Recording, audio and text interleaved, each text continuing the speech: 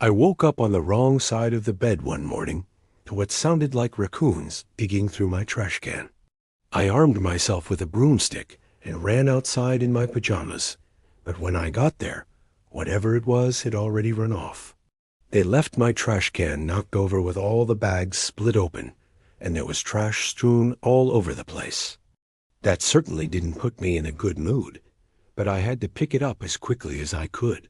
I had a double shift at work that day, noon to close.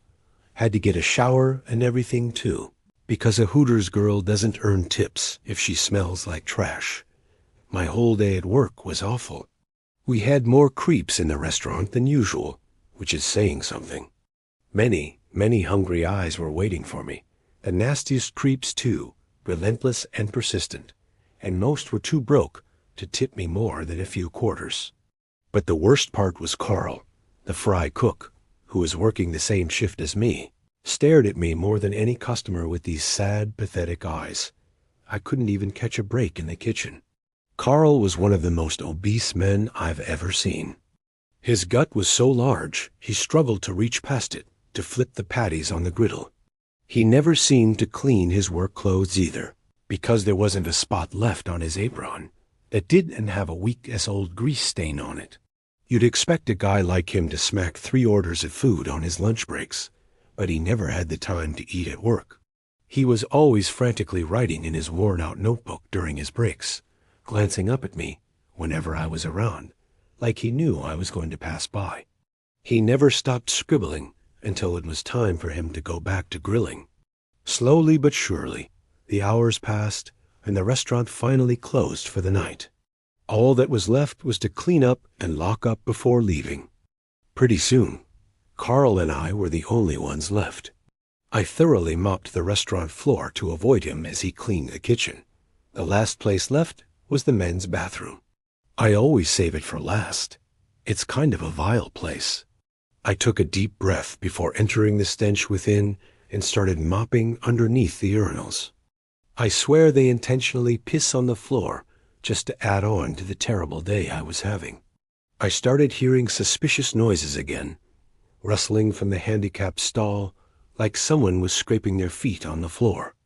I shoved the mop into the bucket and yelled impatiently, "Is someone still in here?" "We're closed." No answer. I walked up to the handicapped stall and tried to look inside, but the door was locked. "Whoever's in there, you have to leave. We're closed for the night." I started banging on the door, letting out all the frustrations of the day. I gave up not very long after. I was getting tired of this. Then I heard footsteps from the other side and saw a pair of muddy shoes beneath the door. I jolted back right as the door flew open, revealing a man who looked like he lived in a swamp his whole life and had starved for most of it. I recognized him as a customer from earlier in the day. "It's nice to see you're in such a rush to see me again, baby doll, but you don't have to worry. We're alone now. We've got lots of time." I grabbed the mop for a lack of a better weapon of defense, waving the dripping mess of tangled, filth-soaked cloth in his face. "Forget all that. We're closed. Get out of here." "That's not going to stop me, sweetheart." He grabbed the head of the mop and yanked it out of my hands in a flash. "I'm not leaving here without you by my side. Why don't you come over to my place for the night?" "Beat it, creep. Oh, you've got attitude, don't you?" "Don't worry. I'll take care of that." I made a break for the door, but he lunged at me and grabbed my arm. I screamed. We struggled for a moment before the fry cook finally burst into the bathroom. I'd never been so glad to see him in my life. Carl took the creep by the shoulders and ripped him away from me like a rag doll. Carl slammed the creep against the wall and pinned him up. "What's going on here?" "He's a creep, Carl. Throw him out already. It's just a misunderstanding, sir." Carl stared him down for an uncomfortable length of time. Then he whispered something in the creep's ear that I couldn't make out. The creep nodded readily. Then Carl set him down. Immediately, it seemed like all the tension had been diffused. The creep smiled, not offensively, then calmly walked out and left the store. "How did you do that without roughing them up?" Carl grinned from ear to ear like a big goof. I just told him what would happen. Well, thank you very much, Carl. I appreciate it. You're always welcome, Selena. I picked up the mop again, wanting to just finish closing so I could finally go home, but Carl lingered. Hey, since I saved you and all, do you think you'd like to go out on a date with me? Not the time, Carl, not the time. That's okay. I'll find a good time then. He left, thankfully, and I got back to mopping. When I finally got home that night, I was utterly exhausted. I was seriously thinking of quitting Hooters. The meager tips didn't make up for all the interactions with sickos and freaks, and they were starting to make me paranoid. I changed back into my pajamas, made some hot chocolate, and got comfortable on the couch to binge watch my favorite show, all in an effort to just calm down and unwind from the events of the day. Too bad I didn't have any roommates I could vent to. It wasn't long before my moment of peace was ruined. I heard something rummaging through my trash can again. I didn't bother getting anything to chase them off this time. I figured my screams of rage would be enough to scare anything away, but when I opened my door, it wasn't a raccoon. It was the same creep from before, holding my trash can over his head and dumping everything onto the ground. When he saw me, he threw the empty can at me. I stumbled back through the doorway in a daze. What the... I told you, didn't I? You should have gone home with me, and none of this would have happened. He stepped into my home, undaunted. He laughed maniacally and inched his way closer to me. My mind raced. What should I do? Should I get a knife? Should I scream? I tripped and fell to the ground, crawling backwards towards the kitchen, where I could maybe get a proper weapon to defend myself. But then another silhouette appeared behind the creep, swallowing him in the shadows, and socked him in the back of the skull. The creep clambered forward and looked back in shock. Why'd you? This wasn't part of the deal. I then realized who it was. It was Carl. He approached the creep without a word and grabbed him by the neck. Carl relentlessly pummeled the creep with his fists. There was no contest. Carl was a super heavyweight, the no-holds-barred cage match with a featherweight stickman. I watched in absolute shock as Carl let loose until the creep was totally limp. Carl then finally let him go, and just by the sound the body made as it collided with the floor, I knew that Carl had beaten him to death. Carl then turned to me, his face half lit by the streetlight shining through the wide-open door. Will you go on a date with me now? What? No, Carl. What have you done? I climbed to my feet, ready to outrun him if I needed to. What have I done, really? I saved you twice. Is that not good enough for you? I know everything about you. What you know about me. He said this while grabbing his notebook out from his pocket. He darted it to me while waiting for a response. I didn't take my eyes off Carl when I reached down slowly for the notebook. Suddenly, I realized why he was always writing in it. He was writing about me. He recorded my every movement, my habits, everyone I talked to. Did he really tell that guy to show up just so he could act like my knight?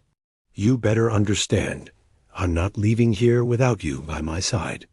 About several years ago, I used to work in an engineering firm where I would get carpal tunnel from typing on the keyboard all day. It was currently a Friday, so I figured I'd treat myself to a beer after my shift was done. Figured I could get hammered for a change, instead of heading home to an empty house with no female companionship. During my lunch break, I remember Googling any nearby pub and bar to go to. I came across a Hooters that was located about 15 minutes away by vehicle. I had previously been to many Hooters in the past, and always found it quite charming, to say the least. If I had to describe it, I would say it was like your ordinary sports bar, accompanied by some of the finest girls who wore their distinctive Hooters attire, of course, with the orange shorts. Like I said before, I had been to many Hooters venues in the past, so going to this new location was really refreshing. As I made my arrival, it was roughly evening time, which meant that the place was probably hoarded with customers. I pushed open the front doors and saw exactly what I had anticipated. A bunch of attractive Hooters waitresses and a bunch of men flirting with them who were old enough to be the girls' fathers. I made my way across the bar while slowly glancing at the array of bottles behind this attractive bartender. I casually leaned against the bar as she approaches me, saying, "What you drinking today, big guy?" "Rum and Coke, please." The waitress then begins whipping up the concoction while staring across the bar at someone. At first, I couldn't tell exactly what she was looking at, but then I saw a rather large gentleman sitting at a table alone, making direct eye contact with her. If I had to describe the man, I would say he was in his late 40s and had a beer gut hanging onto his lap. I assumed he was just some creep who had a crush on the bartender. As the Hooters lady began serving my drink, I noisily asked her, "Hey, is, everything okay?" "Not really. That weirdo across the room keeps looking at me. He's probably just a big fan of your drinks." "Yeah, not to mention there's been a rumor circulating around town. Hooters girls have gone missing." "What? Are you freaking kidding me?" "Hey, make me a beer, lady." "Get someone else to do it."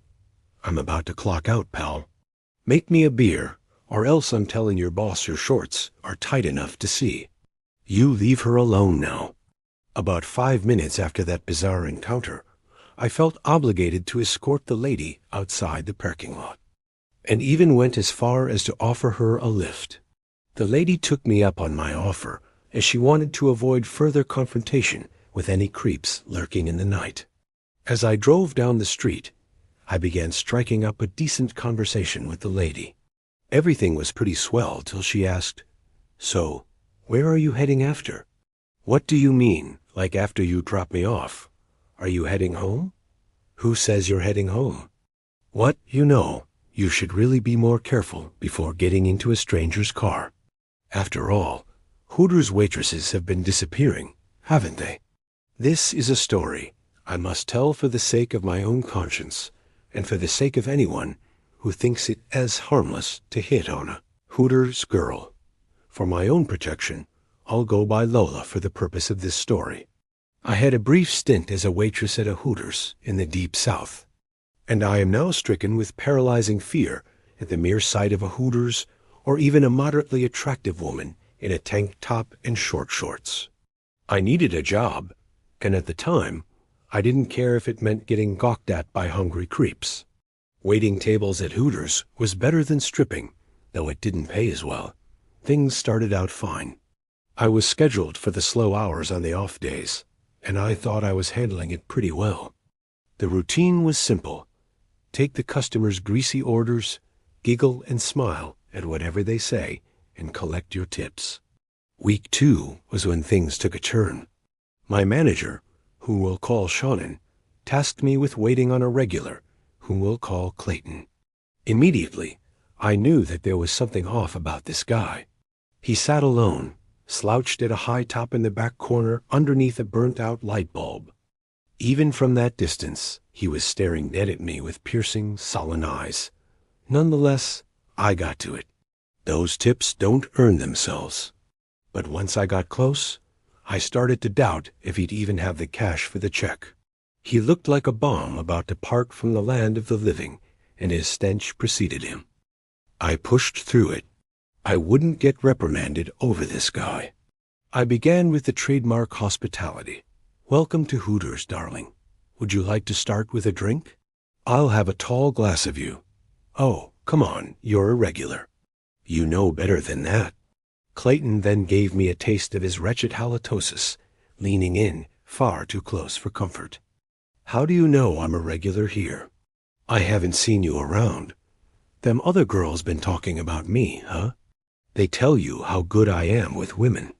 "They're just showing me the ropes theory. You ready for that drink yet, huh? Playing hard to get. I see." "Yeah, whatever. I'll have a cup from your freshest pot of coffee, and make sure it's fresh." "Sure thing. And are you ready for an app or an entree? Or do you need another minute?" "I'm ready for my meal." I wanted to speed things up so I could get away for some fresh air. "What will it be?" I'll have a sloppy feast between them cheeks. I was nearly fed up.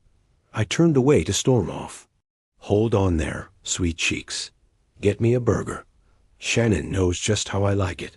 Hamburger, got it. As I finally walked away, I thought I'd get a break, but then he slapped my butt. Jerk, I thought. You just crossed a hard line, bucko. I marched up to the bar where my manager was pouring a pint. Shannon, I've made a mistake. I'm putting Shannon hushed me. The customers were always eavesdropping, after all.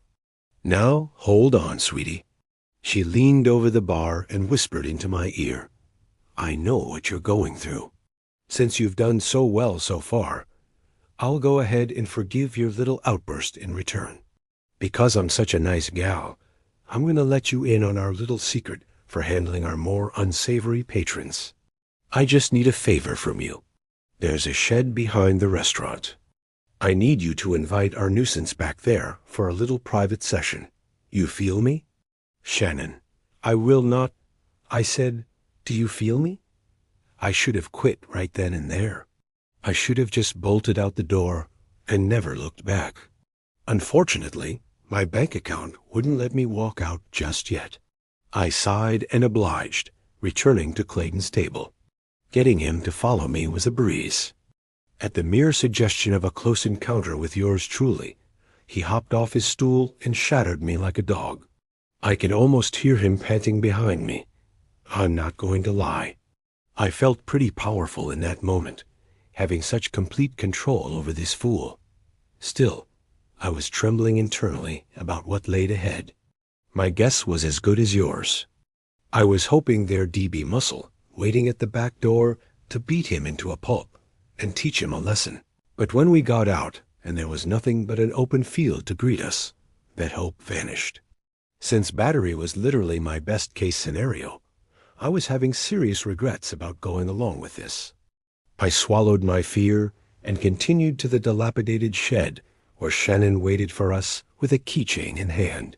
So, this is the love shack, huh?